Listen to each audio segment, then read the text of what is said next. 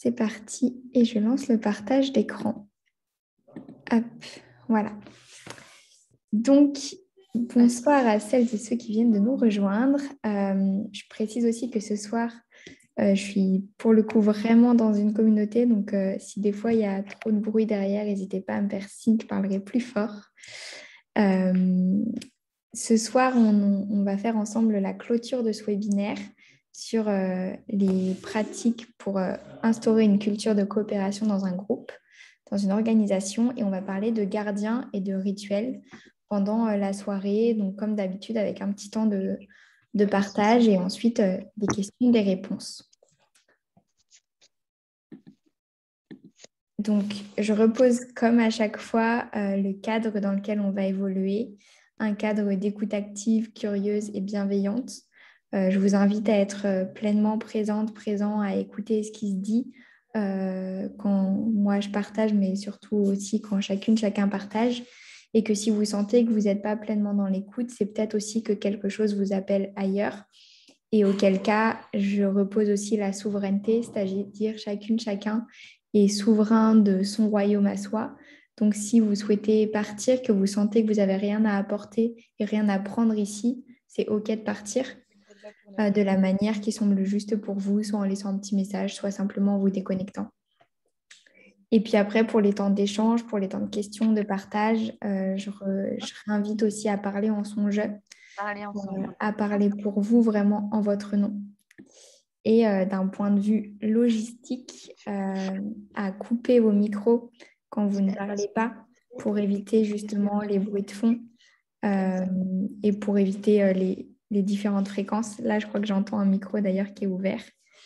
Donc, merci de couper les micros et dans l'idéal d'allumer vos vidéos pour éviter que je parle à des écrans noirs et puis pour vous aussi voir les réactions des uns, des unes et des autres. C'est aussi toujours sympa. Et d'ailleurs, vous pouvez vous mettre normalement en double écran. Là, j'arrive pas à le faire, mais normalement, vous pouvez mettre votre écran à côté de la présentation. Voilà, pour les petits points techniques. Merci pour vos visages.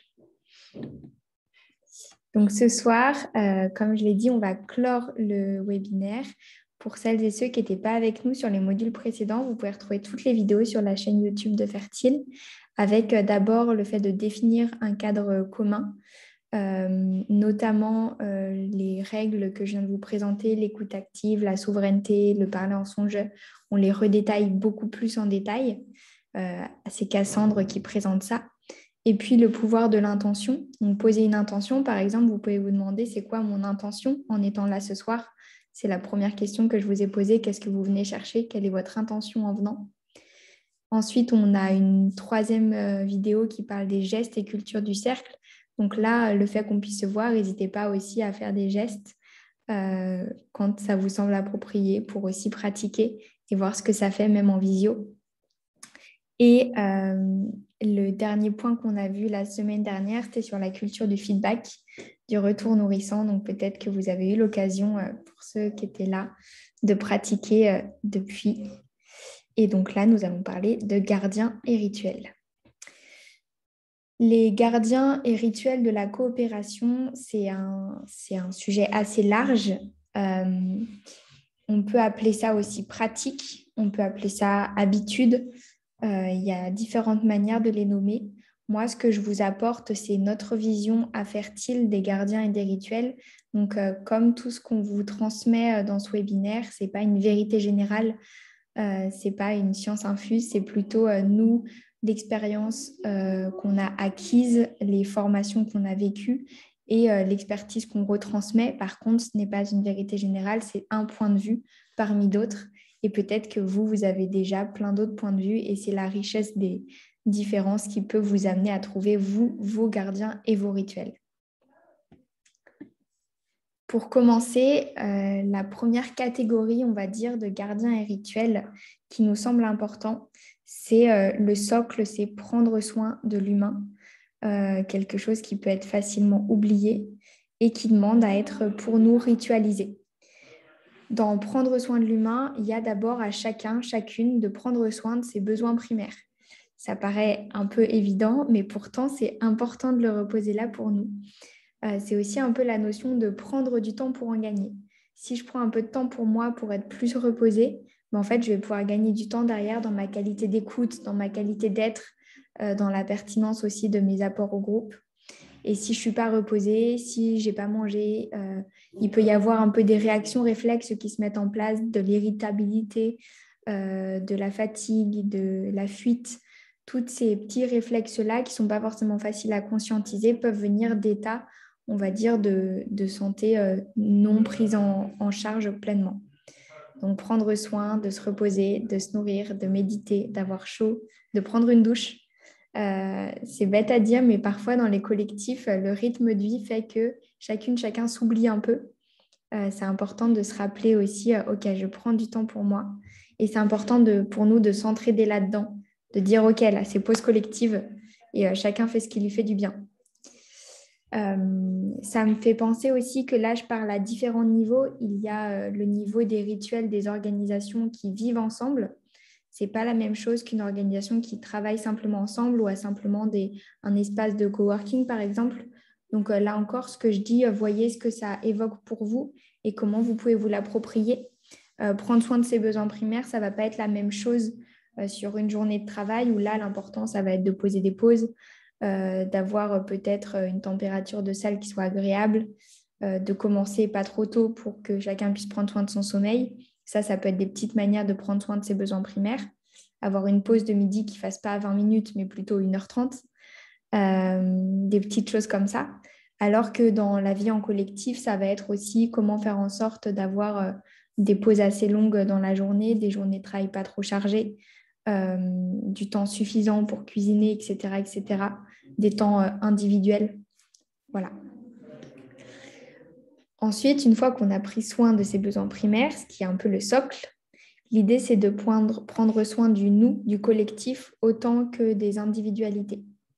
Nous, on appelle ça ouvrir des espaces d'humanité pour créer des liens de confiance. Pourquoi ? Parce qu'à Fertile, en tout cas, on est convaincu que le terreau de la coopération, c'est la confiance des individus, les uns envers les autres. Si je fais confiance aux autres, je vais être plus apte à être dans le lâcher-prise, à aller de l'avant, à être dans ce qu'on appelle le pour et pas contre, que si je suis sur de la méfiance.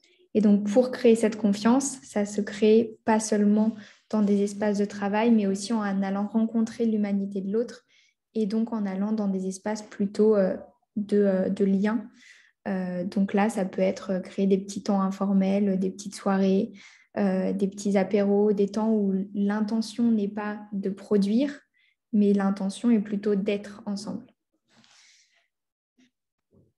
Et un troisième point pour nous important dans le prendre soin de l'humain, c'est la célébration. C'est quelque chose qui parfois dans les milieux que je vais appeler milieux militants, milieux engagés, qui peut être parfois oublié, de se satisfaire aussi, de se dire c'est déjà bien ce qu'on a fait. Quand on regarde derrière nous, on se dit ok, on peut célébrer ça. Donc nous, on replace cette importance-là, cette culture de la joie, de célébrer nos petits pas, nos victoires, nos avancées. Et avoir des moments, là, comme on est dans un temps de gardien et rituel, avoir des moments ritualisés, réguliers, pour se dire on va avoir ces célébrations régulièrement. Donc ça, c'est pour le premier point, prendre soin de l'humain. Les deuxièmes types de gardiens et rituels pour nous, ça va être la structuration, donc structurer. Pour structurer, on a plusieurs gardiens. Le fait de poser un cadre soutenant, ça permet d'assurer une coopération fluide dans une organisation. Et donc, dans poser un cadre soutenant, j'entends le lien à la première vidéo, justement, au point poser un cadre qu'a fait Cassandre. Ça peut être n'importe quel cadre. Peut-être que votre cadre, vous, c'est 3 règles de ponctualité, respect des uns et des autres. Vous mettez les mots que vous voulez derrière, mais avoir un cadre conscientisé, consenti par tout le monde, c'est un premier gardien, un garde-fou qui permet à l'organisation d'avoir une base commune de structure, de fonctionnement. Ensuite, le deuxième point, c'est de définir des rituels. On peut dire aussi définir des habitudes, des moments de retrouvailles réguliers qui donnent un peu un rythme, une fréquence, une cadence à l'organisation. Nous, par Émissé Rituel, on en a plusieurs qui nous semblent importants, notamment ce qu'on appelle les flash infos, qu'on tient, nous, en tout cas, de l'Université du Nou. Les flash infos, c'est des moments dans la journée qui sont des moments de transmission d'informations qu'on appelle dites chaudes, donc des informations du moment, de la journée, en tout cas à durée courte, où on va dire, on a un petit jingle, 3, 4, flash, info, on tape dans les mains, quelqu'un passe une info, et en fait, ce n'est pas de la réaction, c'est plus dire, OK, j'ai besoin de ça, et quelqu'un dit, OK, moi j'ai cette info, je te la donne après. C'est vraiment un moment pour passer les informations. Ça permet plusieurs choses. Ça permet déjà de tous se retrouver à un même moment de la journée pour voir aussi, OK, tout le monde est là, tout le monde se passe les informations. Et ça permet aussi d'être tous les jours un peu réajusté sur un socle commun d'informations un peu du moment. Ensuite, on a un deuxième type de rituel, ça va être les soirées, des moments festifs, des moments de joie, des moments de partage, qui est très lié à la notion de célébration dans le prendre soin. Donc là, c'est plus pour l'informel. Et le troisième type de temps, ça va être aussi des temps de vide, des temps de rien. Surtout dans les collectifs qui vivent ensemble, avoir des temps de rien, c'est hyper important. Pareil dans les collectifs qui travaillent ensemble, les temps de rien, ça permet aussi que chacun avance sur ses tâches plutôt que d'être tout le temps sollicité par quelqu'un d'autre. Et c'est prouvé aussi par pas mal d'études que ces temps de rien permettent d'être beaucoup plus productifs parce qu'en fait, sinon, tout le monde est toujours de fait contactable. Et donc, il y a toujours une stimulation et une sollicitation constante des individus les uns envers les autres qui fait qu'au bout d'un moment, on finit par se ralentir ensemble. Donc, les temps de rien, ça permet à chacun de se recentrer sur soi. Ouais. Ensuite, on va définir des espaces récurrents de coopération. Donc, toujours dans cette notion de rituel, les espaces récurrents de coopération, ça va être de manière régulière, par exemple, toutes les 2 semaines, on a un cercle de parole. Sujet à définir une semaine à l'avance, mais on sait qu'on a ce cercle de parole. Toutes les semaines, on a un temps d'1 heure et demie sur questionner notre gouvernance. Toutes les semaines, on a un temps pour aborder un sujet qu'on peut appeler un temps commun, un sujet lambda à définir. Et en fait, le fait d'avoir un rituel, un créneau bloqué toutes les semaines, ça permet de donner un peu une trame à notre organisation, que chacun sache qu'à ce moment-là, il y a cette réunion-là et on la bloque. Et aussi, ça permet d'anticiper plutôt que de réagir tout le temps. Par exemple, si moi, j'ai un gros sujet à aborder, plutôt que de mettre de l'énergie dans créer un espace, je vais simplement avoir à me saisir de l'espace et à l'utiliser. L'avantage aussi de ça, c'est que si la veille, on se rend compte, ou une semaine avant, on se rend compte que personne n'a de sujet à apporter, on peut aussi l'annuler. Et du coup, on fait la boucle avec un temps de vide. C'est aussi un cadeau d'avoir 1h30 de vide pour soi. Et c'est OK de se dire que ce temps-là est annulé. On n'a pas obligé de se réunir pour se réunir. Par contre, ce temps, par principe, existe. Ensuite, on va définir un rapport au temps commun. Il n'y a pas une règle, pour nous, en tout cas dans notre vision des choses, de rapport au temps à avoir. Nous, à Fertime, on aime bien partir du principe que le temps de chacun est précieux. Et quand on a des temps communs, des temps ensemble, on commence à l'heure et tant que possible, on termine à l'heure. C'est un peu notre engagement aussi de respecter les horaires. Par contre, il y a des collectifs où c'est tout le temps très organique. On commence quand tout le monde est là, mais ça peut être 20 minutes en retard. Il n'y a pas de bonne ou de mauvaise réponse. Il y a celle qui vous convient, vous, dans votre collectif, et qui est conscientisée.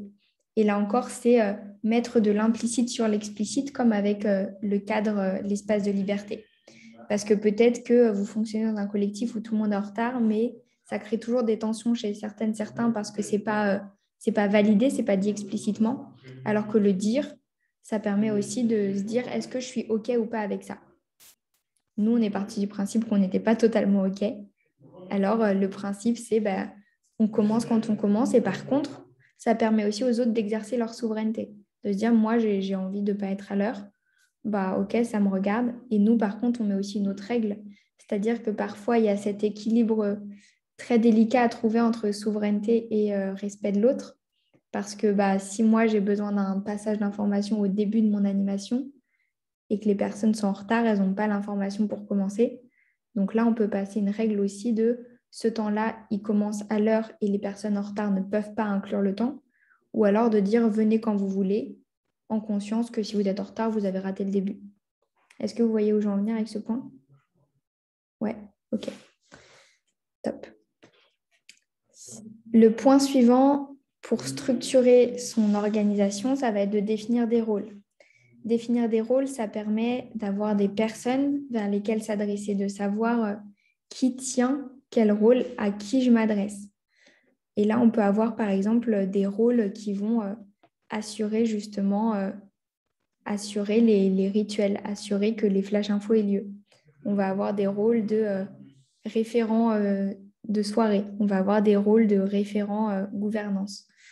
On va avoir peut-être un rôle cadre, quelqu'un qui s'assure que le cadre soit toujours bien appliqué, soit mis à jour. L'important dans les rôles, c'est qu'il y a un mandat clair. Aussi, dans la coopération, la clarté, ce qu'on appelle rendre visible, c'est hyper important. Si moi, par exemple, je décide d'organiser une réunion, c'est important que ce rôle-là, il soit clairement attribué et que les personnes, après, ne soient pas à discuter ma légitimité parce que ce rôle m'a été donné. Et donc là, il y a un travail dans les deux sens. Il y a écouter et voir quand quelqu'un prend un rôle, voir si je suis d'accord, si je donne mon consentement. Et moi, quand je prends un rôle, j'ai un travail à faire de le rendre visible, de l'expliciter, et pas de le prendre un peu de manière informelle et implicite. Je mets aussi de la nuance sur ce point-là. Pour moi, c'est un point très complexe dans une organisation, de conscientiser les rôles de chacune, chacun, surtout dans des organisations assez horizontales, parce qu'en fait, il y a plein de petits rôles invisibles qui sont pris par les uns, par les unes, par les autres. Et c'est très dur de tout conscientiser. Ce qui nous paraît important, nous, en tout cas, à Fertile, dans l'explicitation et le partage des rôles, c'est déjà parfois de remettre de la conscience qu'en fait, cette personne, j'ai l'impression qu'elle ne fait pas grand-chose, mais en vrai, elle fait plein de petites tâches invisibles qui permettent que tout le reste se passe bien. Et donc, ça permet aussi de, on va dire, revaloriser les personnes dans leur travail en conscientisant justement ce qui est fait par chacune et chacun. Ça permet aussi de ressentir la gratitude et remercier. Et l'autre point, c'est que ça permet vraiment d'ancrer tout le monde, comme je l'ai dit avant, dans sa légitimité d'agir. Par contre, c'est hyper compliqué. Pourquoi? Parce que déjà, pour moi, ce n'est pas toujours clair ce que je fais, ce que je ne fais pas et mettre des mots dessus. Et prendre le temps de l'écrire, c'est aussi du temps qui n'est pas pris pour agir. Et donc, c'est un équilibre à trouver entre les deux, entre est-ce que je fais une fiche de poste exhaustive de ce que je fais, est-ce que je fais une trame rapide, et qu'est-ce qui est nécessaire et qu'est-ce qui est accessoire. Nous, on n'a pas une réponse. Par exemple, à Fertile, on a des fiches de poste, mais l'important pour nous, c'est plutôt de toujours tenir les autres informés de ce qu'on fait. Et ça se passe beaucoup plus dans l'échange, dans la parole, que sur papier, par exemple. Et le dernier point hyper important dans la structuration, c'est de définir un mode de prise de décision. Peut-être que votre mode de prise de décision, ça sera au Shifumi. Et c'est très bien de se dire que pour choisir la couleur du papier toilette ou la marque du papier toilette, on le fait au Shifumi parce qu'en fait, on s'en fiche un peu. Et ou peut-être que vous vous direz, en fait, non, nous, on veut fonctionner par gestion par consentement tout le temps parce que tout nous semble important et on a besoin que tout le monde soit présent. Il y a plein de modes de prise de décision. Je vous invite à regarder notamment sur le site de l'Académie Z. Ils ont une fiche qui récapitule les modes de prise de décision. Je pourrais vous envoyer le lien qui est hyper intéressante et qui met vraiment en conscience qu'un mode de prise de décision, il y a toujours un ratio entre le temps que ça me prend et le niveau d'implication des personnes. Une gestion par consentement, ça va être très long. Par contre, à la fin, comme c'est tout le monde dit oui, ou plutôt plus personne ne dit non, ben, tout le monde, du coup, se sent incluse dans la proposition. Donc, ça prend du temps, mais ça inclut tout le monde. À l'inverse, un vote, par exemple, bah, peut-être que c'est très rapide, ça c'est clair, Par contre, bah, peut-être que 49% des personnes ne sont pas d'accord avec la proposition. Donc, il y a toujours ce ratio de niveau d'implication et niveau d'adhérence de la proposition vs rapidité de l'outil. Après, il y a aussi la notion de, là encore, je l'ai dit la dernière fois, ne pas tuer une mouche avec un bazooka. Donc, si vous avez une décision avec franchement pas trop d'enjeux, parfois, ce n'est pas la peine d'utiliser un gros outil. Il vaut mieux aller à l'efficacité et être dans de l'itération continue. Nous, on transmet beaucoup cette notion de parfois, ce n'est pas grave de se tromper. Et donc, il vaut mieux prendre une décision, voir ce que ça fait et se donner peut-être une deadline de se dire dans une semaine, si on se rend compte que ça ne fonctionne pas, peut-être qu'on questionnera notre décision et on reviendra dessus, plutôt que de passer 4 heures dans le planifier et en fait pas avoir de temps pour ajuster notre proposition derrière. Tout ça pour dire que définir son mode de prise de décision, c'est important et que vous pouvez en avoir plusieurs, mais c'est important de savoir à quel moment on utilise quel outil et surtout qui est concerné dans quel mode de prise de décision. Et là, on revient en lien avec les rôles. Peut-être que tout le monde n'a pas besoin de définir la couleur du papier toilette. Par contre, définir le nom de l'association, là, peut-être que tout le monde a besoin d'être impliqué.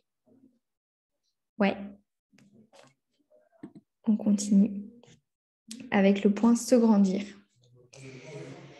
Une fois qu'on a pris soin de l'humain, qu'on s'est bien structuré, on va pouvoir s'élever ensemble. Et donc là, pareil, il y a plusieurs rituels, plusieurs habitudes, plusieurs gardiens qui nous permettent de nous grandir ensemble dans un collectif, dans une organisation.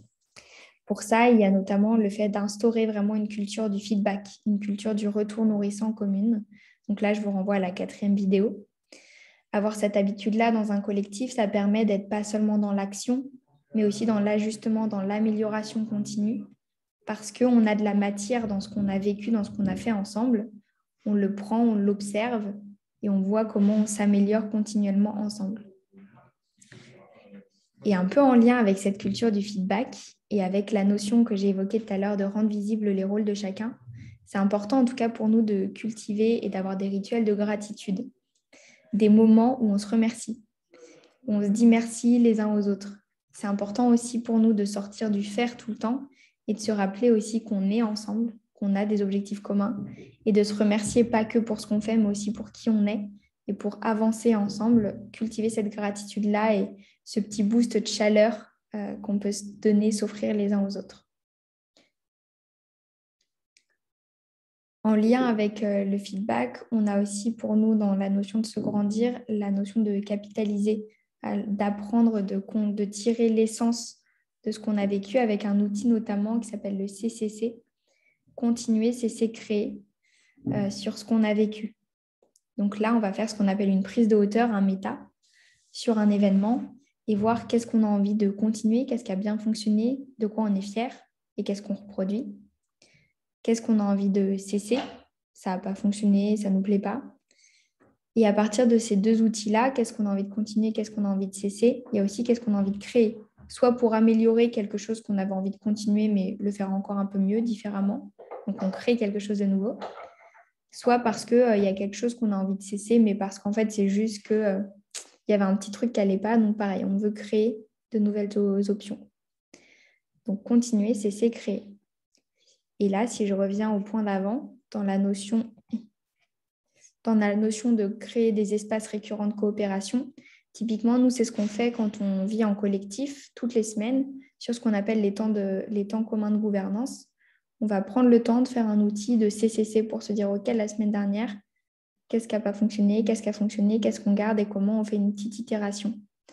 L'avantage aussi d'avoir des espaces récurrents, c'est que si c'est toutes les semaines, en fait, ça nous fait un temps pour nous réunir. Ça nous permet aussi de traiter des sujets et de ne pas laisser des trucs s'accumuler sous le tapis. Et le dernier point pour se grandir aussi, qui est peut-être le plus complexe, mais que je trouve vraiment riche, c'est de laisser place à son intuition. Aujourd'hui, moi, j'ai l'impression de vivre dans un monde où je cherche tout le temps la rationalité. Je cherche tout le temps à justifier, à avoir un peu un truc à comprendre dans ce que je vis. Parfois, juste, quelqu'un a une intuition et c'est hyper intéressant de lui faire confiance et de ne pas lui demander de la justifier. C'est très compliqué et je dis ça et nous, on a du mal à l'utiliser tout le temps.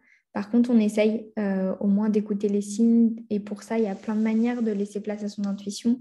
Ça peut être être un peu plus à l'écoute de ses ressentis et au moins de le noter. Nous, ce qu'on fait beaucoup, c'est qu'on note nos intuitions, on les partage ensemble en équipe.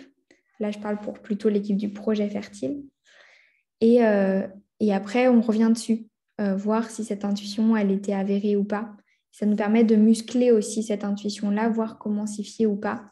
Il y a des super bouquins là-dessus, notamment les bouquins d'Armella, qui sont des BD, qui parlent beaucoup de ça.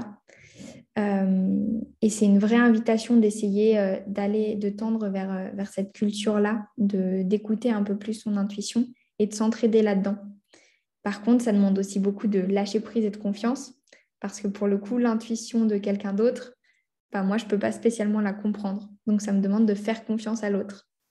Et ça, pareil, c'est quelque chose qui s'entretient. Voilà un peu notre récapitulation des gardiens rituels qu'on met en place. On appelle ça gardien rituel aussi parce que c'est des habitudes à avoir. C'est nous des petits outils qu'on va mettre en place régulièrement. On a été sur cette présentation volontairement plus sur du quoi que sur du comment, parce que pour pratiquer le feedback, vous pouvez trouver 1000 manières d'en faire un rituel. Ça peut être le ritualiser toutes les semaines, ça peut être le ritualiser tous les mois, ça peut être le faire en one-to-one comme le faire en collectif. Donc le comment, c'est à vous de trouver ce qui vous parle le plus. Cette notion de rituel, comme je l'ai dit, elle est propre à chacun, elle est propre à un contexte. Et moi, je n'ai pas une réponse à vous donner. Donc là, c'est plus finalement une explication sur le quoi que mettre en place pour instaurer des gardiens de la coopération. Est-ce que vous avez des questions ?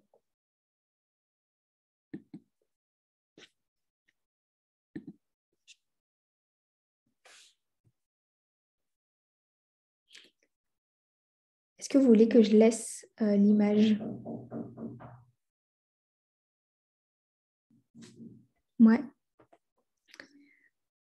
Je peux la remettre. Voilà. Moi, j'ai une petite question. C'est sur comment partager et transmettre tous ces gardiens et rituels. Est-ce que, du coup, dans votre cas, vous avez choisi d'afficher un peu ces règles qui vous unissent et qui sont les bases de votre coopération? Parce que, en tout cas, de mon expérience, j'ai toujours l'impression qu'il y a des choses qui passent un peu par on pense que c'est acquis, que c'est partagé par tous. Et finalement, ce n'est pas vraiment le cas. Du coup, on en vient à se demander est-ce qu'il faudrait l'afficher très clairement sur un mur pour qu'on soit tous, en sachant que nous, notre problématique, c'est la langue. On ne partage pas la même langue. Donc, parfois, on a peur que les choses ne soient pas forcément bien comprises. Mais de toute façon, c'est une problématique de langage, même quand on a la même langue. Donc, ouais, c'est un peu ça que je me questionne sur. Et quand il y a des nouveaux arrivants, est-ce que du coup, il y a un peu une entrée par rapport à toutes ces règles? Ouais. Alors, je vais essayer de prendre en compte toutes tes questions. Pour les nouveaux arrivants, ça, c'est typiquement un rituel que nous, on a d'inclusion. Les rituels d'inclusion, il y en a plein en fonction des collectifs, mais nous, on prend soin qu'il y ait quelqu'un qui soit un peu mentor, référent de la personne sur une période, s'assurer que cette personne, elle a accès et qu'elle se sente en fait sécurisée et légitime pour poser ses questions. Souvent, en tant que nouvelle dans une organisation, je vais avoir peut-être un peu peur de déranger, d'être la personne qui a beaucoup de questions, qui ne comprend pas trop, mais qui ne veut pas trop le dire. Avoir quelqu'un de référent qui est là pour ça, ça peut être hyper sécurisant. Mais il y a plein d'autres manières de faire. Donc, il y a des personnes qui prennent un temps avec toute l'organisation. Parfois, il y a des personnes qui envoient un peu des tutos écrits à l'avance. Donc, à toi de trouver aussi.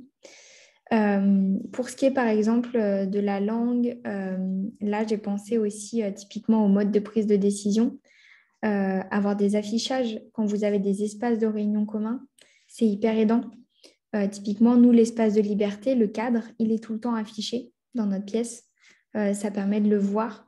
On a des personnes qu'on a formées qui le mettent tout le temps. Là, on peut mettre un fond d'écran personnalisé sur Zoom qui mettent derrière eux l'espace de liberté en fond d'écran. On en a qui l'affichent derrière leur ordinateur pour se rappeler d'être en écoute active et pas aller sur leur boîte mail en parallèle. Donc, à vous de trouver aussi vos petits outils. Et comment mettre ça en place? La dernière réponse que je pourrais te donner, c'est pour moi, il faut que ça parte d'un constat commun. En fait, les gardiens, ils viennent justement pour sécuriser un constat de base. C'est le principe d'un gardien, c'est il prend soin de quelque chose, mais ce quelque chose, il faut qu'il soit commun, qu'il soit conscientisé communément. Et donc, si par exemple, moi, je ne ressens pas du tout l'envie, le besoin de célébrer, j'en comprends pas la pertinence, ben, mettre un gardien, ça ne va pas être très bien accueilli par le groupe. Donc, pour moi, l'étape précédant la mise en place des gardiens, c'est de dresser un constat commun ou du moins d'apporter une proposition et d'expliquer le pourquoi. Là, c'est un peu ce que j'ai fait en vous détaillant le pourquoi chaque étape est importante. Et pour moi, c'est important de transmettre ce pourquoi et de s'accorder dessus. Ok, merci. Ça répond à ta question, ouais. Ouais, tout à fait. Hop.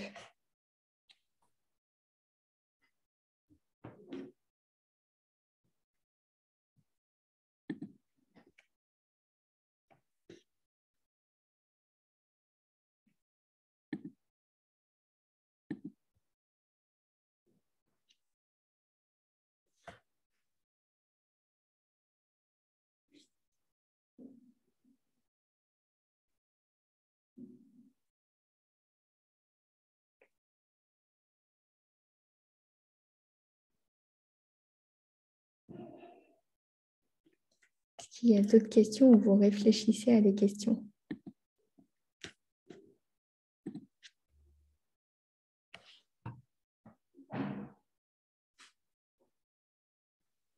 Moi, j'ai une question sur comment est décidé que chacun occupe tel rôle de gardien. Et est-ce que ce sont des rôles tournants? Sur quel mandat, en fait? Enfin, voilà, est-ce que c'est... En tout cas, qu'est-ce que vous avez choisi chez vous et qu'est-ce qui fonctionne? Et, merci pour la question. Ça dépend vraiment aussi. Ça peut même dépendre des phases de vie. Nous, on a changé au fur et à mesure de notre organisation. Au début, il n'y avait pas de personne référente sur les rôles de gardien. C'était plus quelque chose, on avait posé communément de quoi on avait besoin. Et on était tous un peu co-responsables du fait que ça soit tenu. Au final, on s'est rendu compte que, par exemple, la célébration, on avait tous envie de le faire, mais il y avait concrètement personne qui prenait ce rôle-là. On s'est rendu compte qu'en fait, pour organiser les réunions, c'était toujours la même personne qui le faisait. Et du coup, là encore, il y avait un truc de pas totalement reconnaître quelqu'un dans un rôle. Donc finalement, on a décidé de vraiment attribuer certains rôles. Nous, aujourd'hui, il y a principalement une personne qui tient pas mal des rôles. En fait, c'est un peu notre gardienne du collectif et elle a pas mal des rôles. Par contre, comme on en a conscience, on est beaucoup plus, nous, en tant qu'équipe, dans le respect de ça. C'est-à-dire que quand elle nous dit on va faire ça comme temps là commun, on va faire cette réunion, en fait, on s'y met beaucoup plus parce qu'en fait, on sait qu'on lui a dit c'est ton rôle. Donc maintenant, on ne va pas lui dire non, j'ai pas trop envie. C'est son rôle. Donc on le respecte vachement. Voilà. Juste une précision, quand tu dis que ça a été attribué, en fait, elle n'a pas choisi sa position ou elle l'a porté... Elle l'a proposé. Oui, d'accord, elle a proposé de le proposé. prendre. D'accord. Et pour moi, là, en fait, il peut y avoir, là encore, c'est parti d'un besoin. Nous, on voyait qu'on en avait besoin, mais personne trop prenait le sujet. Elle a dit, je vais proposer de prendre ce rôle-là. Et on a fait, nous, une validation pour le coup en gestion par consentement parce que c'est quand même un gros rôle. Par contre, il y a aussi des outils. Typiquement, si vous connaissez l'élection sans candidat, et pour ceux qui ne connaissent pas, je vous invite à aller sur le site de l'Université du Nou. Ils expliquent bien aussi l'élection sans candidat. C'est une manière d'élire quelqu'un, mais qui ne s'est pas présenté, mais plutôt à partir de critères de compétences et un peu d'une fiche de poste plutôt que quelqu'un qui dit moi je veux faire tel rôle. Donc vous pouvez faire une élection sans candidat aussi. Typiquement sur nos formations, là notamment nos formations de cette semaine, on fait toujours une élection sans candidat d'une personne qui s'appelle gardienne de l'énergie. C'est quelqu'un qui prend soin de l'énergie du groupe à chaque instant et qui fait un peu part aux formatrices. De là, on ressent de la fatigue du groupe, là on ressent de l'excitation, etc. Et il y a quelqu'un dans le groupe qui endosse ce rôle-là. Et on le fait au début du parcours en élection sans candidat. Donc, c'est une autre manière de le faire. Ça peut être sur proposition, sur élection sans candidat. Merci.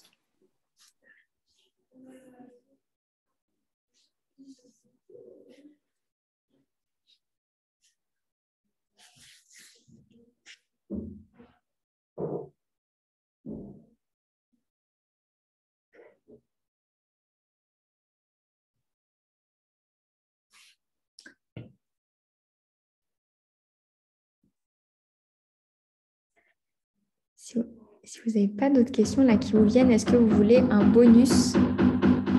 Est-ce que vous entendez le marteau derrière moi? Sorry. Oui, on est en chantier. Est-ce que vous voulez un bonus sur un petit récap d'outils de coopération en plus? Ok. Je suis à la Casbah, la caserne bascule. À Joigny. Alors, je vais vous faire un petit bonus sur les outils de coop.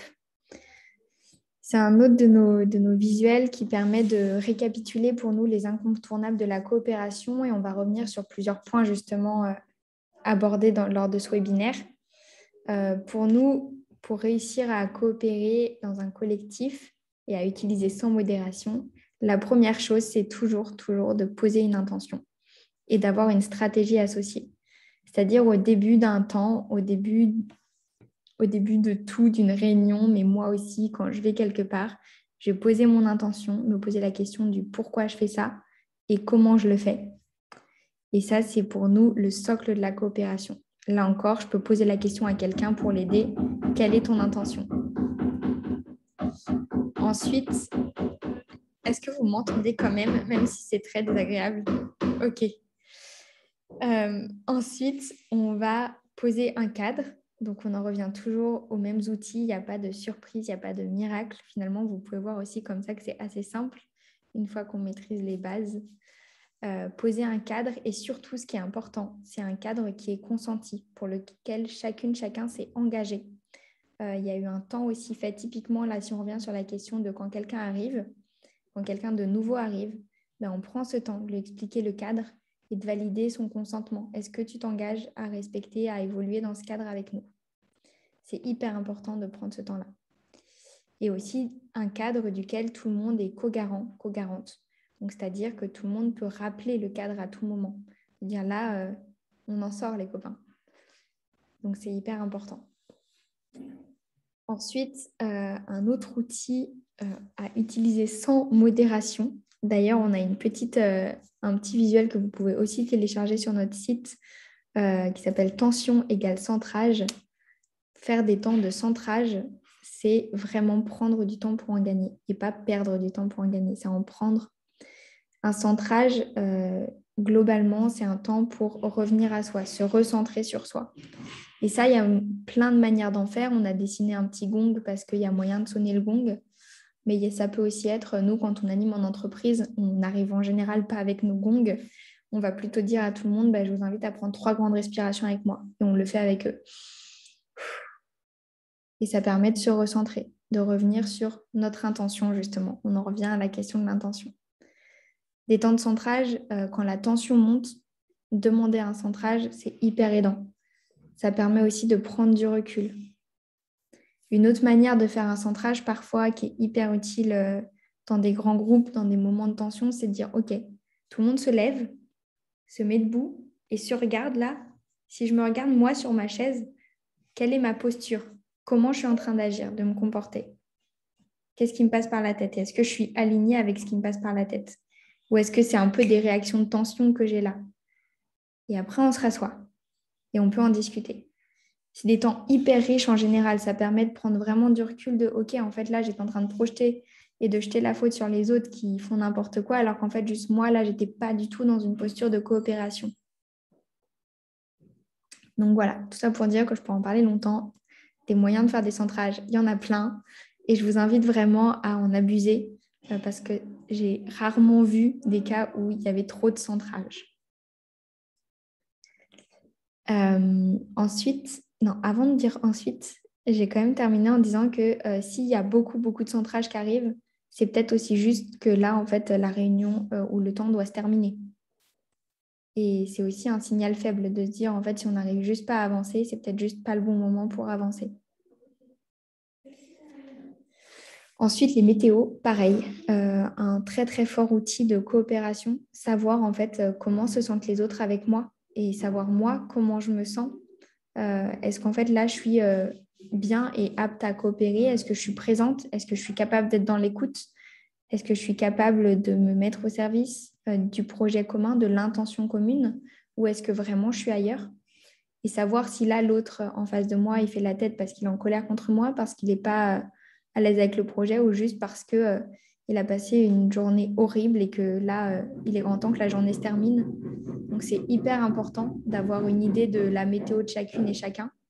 Et là, il y a plusieurs niveaux. C'est moi en tant qu'individu pour moi en tant qu'individu dans le groupe, comprendre les autres, et moi en tant que facilitatrice, comprendre quelle dynamique de groupe j'ai en face de moi. La météo, pareil, il y a plein de manières d'en faire. Je peux en faire une en début de temps, je peux en faire une pendant un temps. Si là, je sens qu'au milieu d'une réunion, l'énergie a switché, je peux dire, OK, là, un petit tour de ressenti, comment chacun se sent. Ça peut m'aider à réavoir une idée du groupe.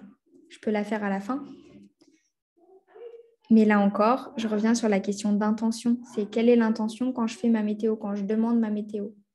En tant que participante, je peux en demander une, de dire, moi, là, j'ai besoin de partager comment je me sens. Donc, je peux demander une météo. En tant que facilitatrice, si je fais une météo, je peux me poser la question, est-ce que là, mon intention, c'est que chacun puisse avoir dit comment il se sentait, mais du coup, pas besoin que tout le groupe l'entende. Donc, je peux faire des petits sous-groupes où là, tout le monde aura plus le temps de parler.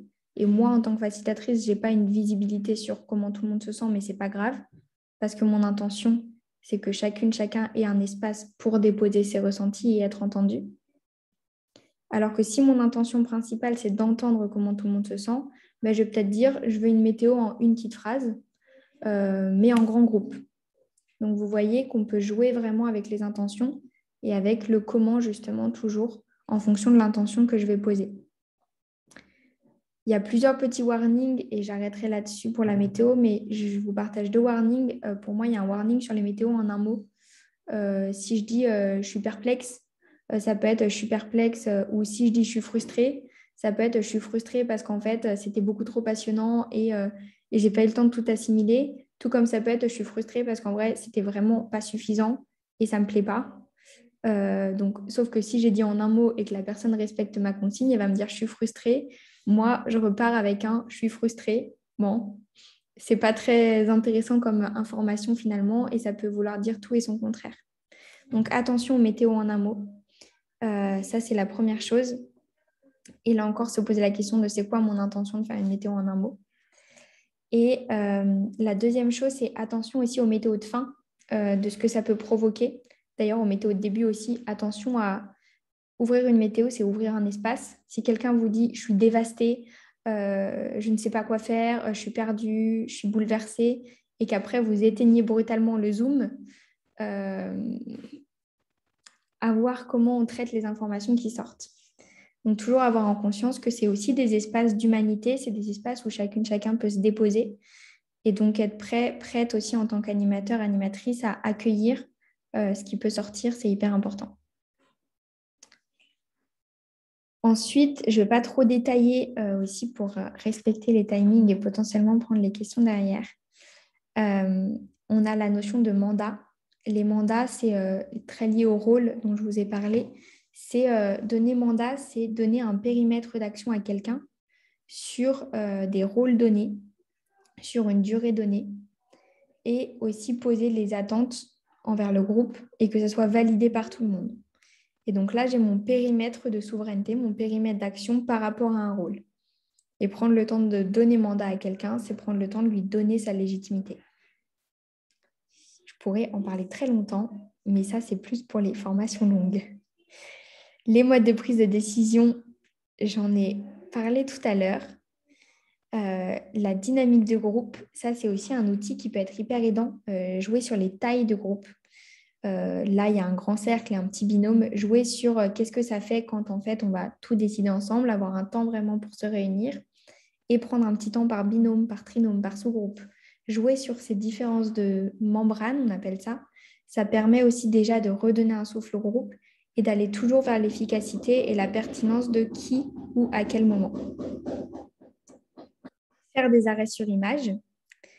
Au cœur de l'action, c'est ce que je vous ai présenté tout à l'heure, notamment sur le fait de se mettre derrière sa chaise, de se dire, OK, là, stop, arrêt sur image. Qu'est-ce qui est en train de se passer? Et ça, c'est hyper intéressant quand la mayonnaise monte, qu'il y a une tension souvent, de prendre le temps de se dire, moi là, je propose un arrêt sur image, qu'on se regarde en tant que groupe et qu'on apprenne de cette situation-là. Qu'est-ce qui a déclenché ça? Où est-ce qu'on en est? Et pas continuer comme si de rien n'était et envenimer la situation. Pour ça, le comment le faire, c'est très simple. Il y a plusieurs gestes. Ça peut être, nous, on monte un peu la main comme ça en disant, hop, arrêt sur image, on prend de la hauteur. Ça peut être juste lever la main et tout le monde est légitime pour le faire dans un groupe. De dire là, moi, je ressens ça, je constate qu'il y a une tension, je constate qu'on ne s'écoute plus, j'aimerais qu'on en parle.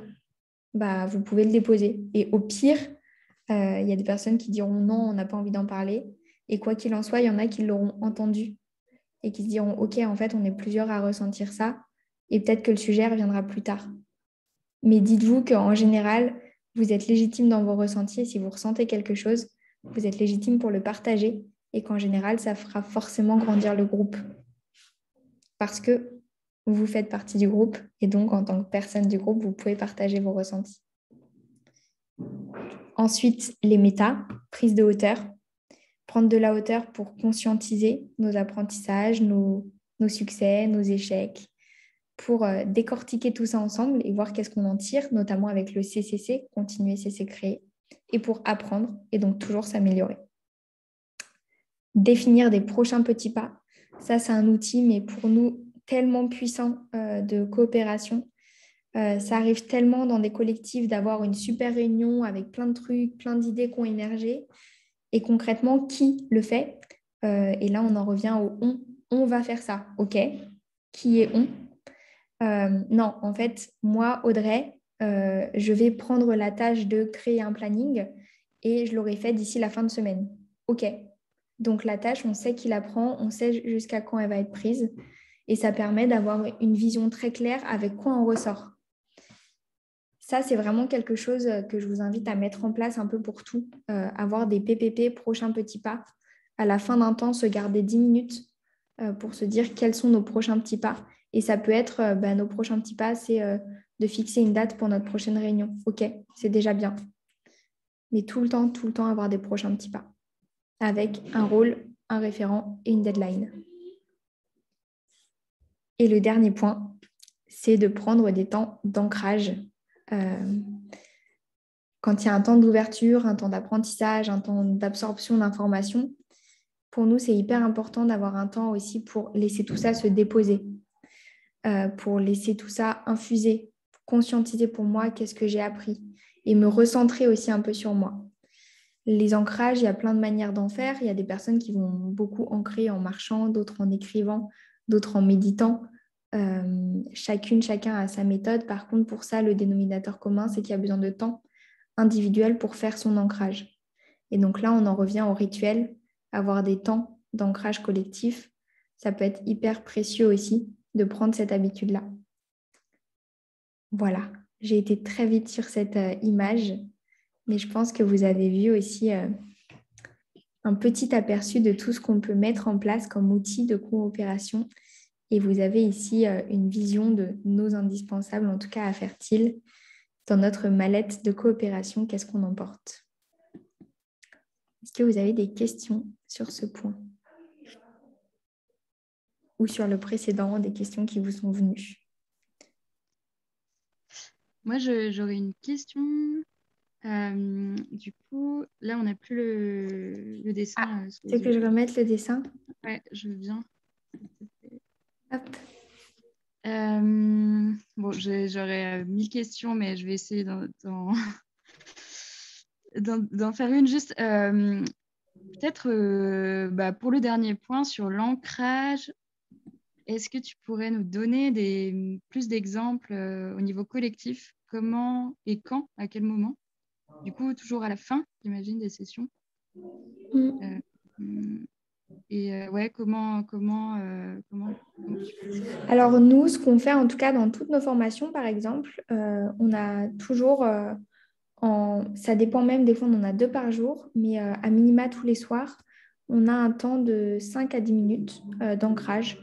Et parfois, on propose une méditation collective, parfois on propose juste un temps d'écriture intuitive, parfois on propose juste une marche en silence. Et en général, on guide plus la première semaine et après, c'est un moment où tout le monde a trouvé son habitude. Et là, on dit, bah, c'est le temps d'ancrage. Et chacun fait ce qui lui semble le plus approprié pour lui, pour elle. Mais vraiment avoir ce temps-là. Une autre manière d'ancrer, par exemple, quand nous, on sent qu'on a fait un temps assez riche, assez dense, on propose une pause en silence. Faire une pause en silence, ça permet de ne pas aller tout de suite vers l'autre et parler à quelqu'un, débriefer, mais de dire, OK, j'ai une pause en silence, je me recentre sur moi et je prends mon temps pour me dire là, qu'est-ce que j'ai appris, qu'est-ce que j'ai envie de garder et je laisse descendre en moi. Et après, c'est aussi toujours cette question de, on ouvre une porte et on peut faire un méta sur les ancrages. Nous, on aime bien faire ça à Fertile. Faire une prise de hauteur collective de OK, qu'est-ce que ça nous apporte collectivement de faire des temps d'ancrage. Et en général, ce qu'il en ressort, c'est que pour beaucoup de personnes, c'est hyper utile, hyper aidant, hyper précieux. Et donc, c'est quelque chose que les personnes essayent de remettre en place aussi individuellement après. Et donc, ceux qui sont plutôt du matin vont aimer se lever tôt pour ancrer la veille. Ceux le soir vont préférer écrire le soir. Il y a des personnes qui enregistrent des audios aussi. On a eu des personnes qui prenaient le temps de s'enregistrer parce que en tant que personne plutôt orale, moi, je vais ancrer en parlant et en m'exprimant et je ne vais pas spécialement en parler à quelqu'un. Donc, je vais faire peut-être un petit vocal. Voilà. Ok, Ça répond merci. à ta question? Ouais, ça répond très bien à ma question. J'ai une deuxième question, mais peut-être qu'il y en a d'autres qui en auraient avant moi. Ou je peux la poser maintenant? Vas-y. Ce serait encore pour approfondir plutôt la partie sur la dynamique de groupe. Je crois que tu l'as passé très vite et j'ai pas très bien compris ce que tu voulais dire par là. Est-ce que tu pourrais OK. l'expliciter? Sur les dynamiques de groupe, en fait, on ne va pas obtenir la même chose en étant tous ensemble et en étant en sous-groupe. Et donc, pour moi, c'est vraiment savoir jongler. Et là, pareil, il n'y a pas une réponse entre à quel moment on fait tout tous ensemble et à quel moment on va se dire, OK, là, on a pris globalement la grosse direction, on sait vers où on veut aller, on a notre intention commune.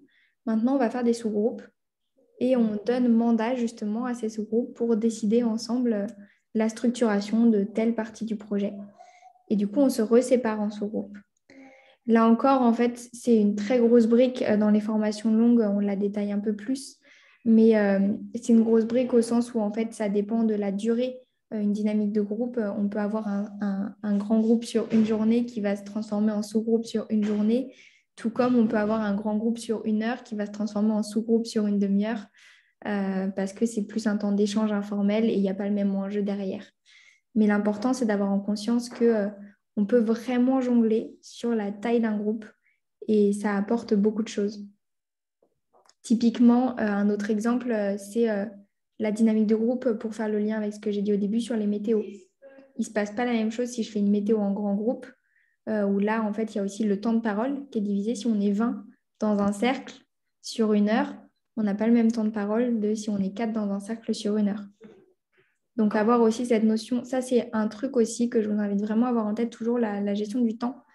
Diviser le temps par le nombre de personnes, ça permet aussi de conscientiser la place de la parole de chacune, chacun, et de faire le lien avec quelle taille de groupe, là, me semble appropriée.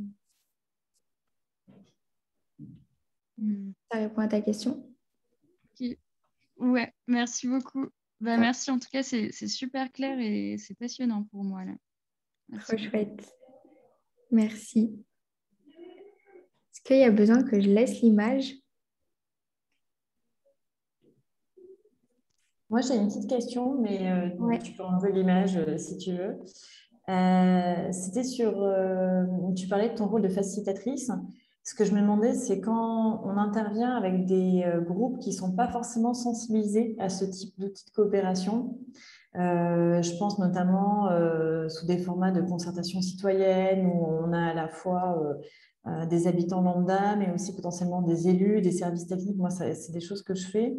Et peut-être que je manque de confiance dans ces outils de coopération, mais j'ose pas forcément les mettre en place parce que de peur que les gens se disent non mais qu'est-ce qu'elle me raconte avec sa météo? Enfin voilà, j'ai un peu du mal à légitimer ces outils avec des publics qui les connaissent pas forcément quoi. Du coup, comment leur donner de la légitimité? Comment les expliquer sans que ça paraisse complètement perché comme, euh, comme possibilité d'action, quoi. Ouais. Merci. On parle beaucoup de ça dans notre formation à la facilitation à Fertile. Euh, pour nous, en fait, la meilleure manière de transmettre, c'est d'incarner. Si toi-même tu doutes d'un outil, tu vas transmettre le doute. Donc, il y a aussi ce truc de si tu dis, ah, je vous propose peut-être une météo, bah, les autres ils vont dire, ah, qu'est-ce que c'est, sa météo, c'est chelou. Toi, tu dis avec le cœur de, là, on va faire un temps de météo. Pourquoi? Parce que c'est un moment qui va vraiment nous permettre de nous connecter, de travailler l'écoute active. Enfin, en fait, tu apportes les mots qui te semblent justes à ce moment-là. Mais si toi, tu es clair sur ton intention, que tu es clair dans la manière dont tu l'apportes et que tu l'apportes avec ce truc de, allez, moi, j'y crois, on essaye. Moi, en tout cas, j'ai que vécu des moments où il y a ce truc de, entre guillemets, si tu as ton groupe dans la poche et que ton groupe te fait confiance, bah, tu peux aussi leur apporter ça comme test.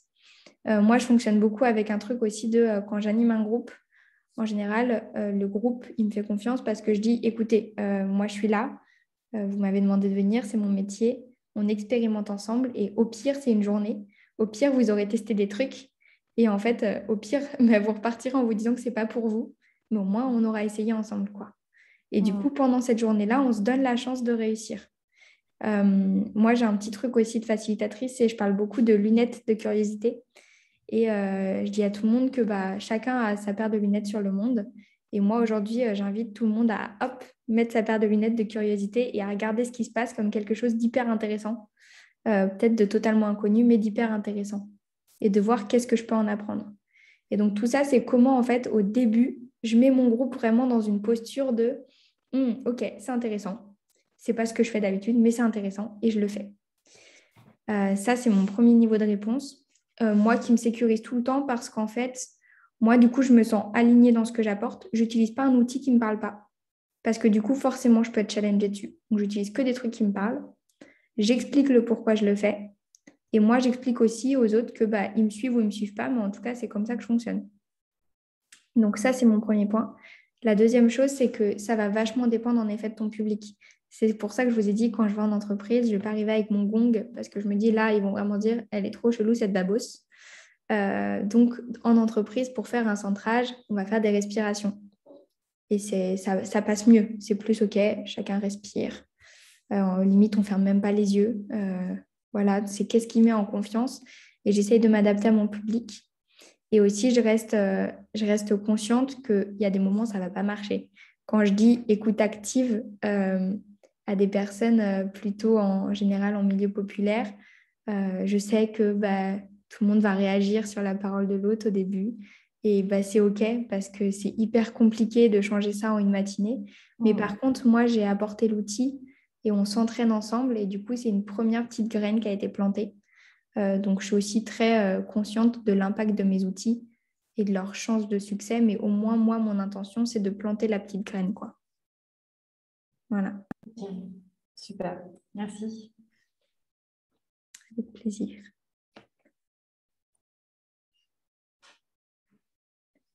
Est-ce que vous avez d'autres questions qui vous viennent?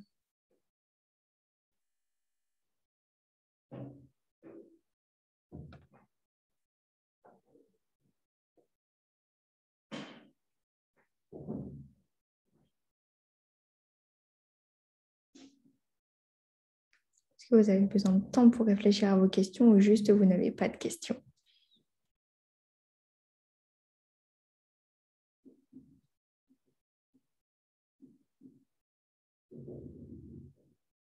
Alors, s'il n'y a pas de questions,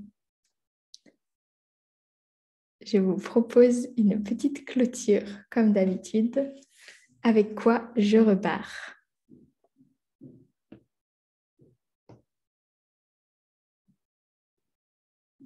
Et je vous propose de prendre la parole quand vous serez prête, prêt.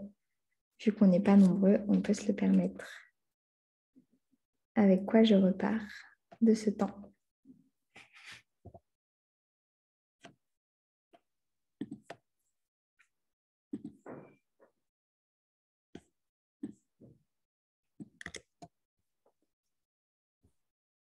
Voilà, si personne ne prend la parole, je vais la prendre. Moi, je repars de ce temps avec, je pense, peut-être justement plus de cadres sur des choses.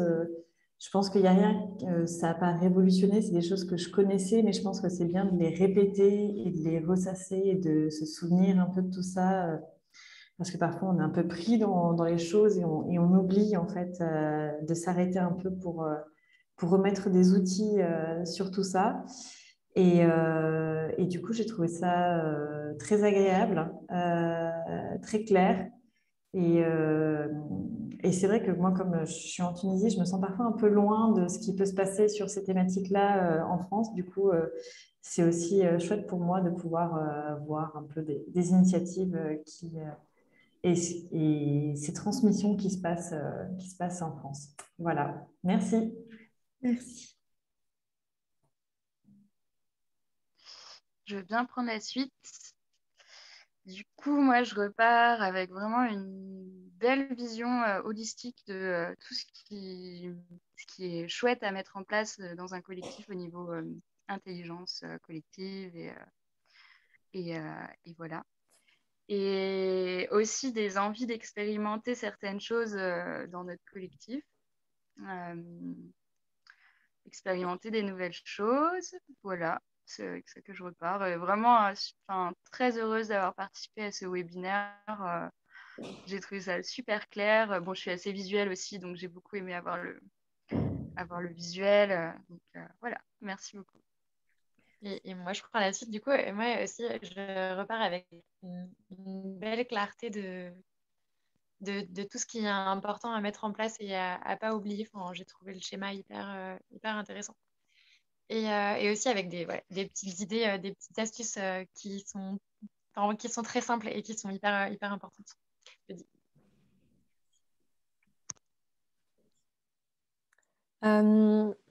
Je te remercie Audrey pour la vidéo. En fait, j'arrive un peu sur le tard parce que j'apprends que c'est la fin d'une série de webinaires. Du coup, je regarderai les autres sur YouTube, j'ai bien noté. Moi, je repars, oui, je rejoins ce qui a été dit, une vision générale. J'aime bien aussi l'idée des prochains petits pas. C'est vraiment une idée que je retiens. Et j'aime bien aussi l'idée des lunettes de curiosité que j'ai bien notées.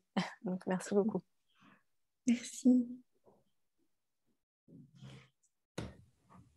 Bonsoir, je prends la suite. Merci beaucoup. Moi, j'ai beaucoup aimé. Je connaissais pas tous les outils, mais certains que j'utilise déjà dans des milieux associatifs. Mais je repars surtout avec de la motivation, je pense, pour plus me former à tous ces outils. Voilà, pour les utiliser plus, voire essayer d'influencer mon milieu professionnel pour les adopter.